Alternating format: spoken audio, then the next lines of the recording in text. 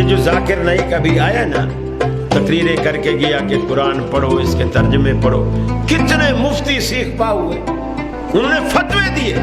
कुरान को तो खुद पढ़ना ही नहीं चाहिए, तब तर्जमे के साथ। ये तो गुमराह हो जाएगा बंदा। गुमराह नहीं होगा, तेरी दुकानदारी बंद होगी। लोग कुरान को जब समझने लगेंगे तो उससे मसला ही कोई नहीं पूछेगा, हर कोई कुरान खोल के देख लेगा।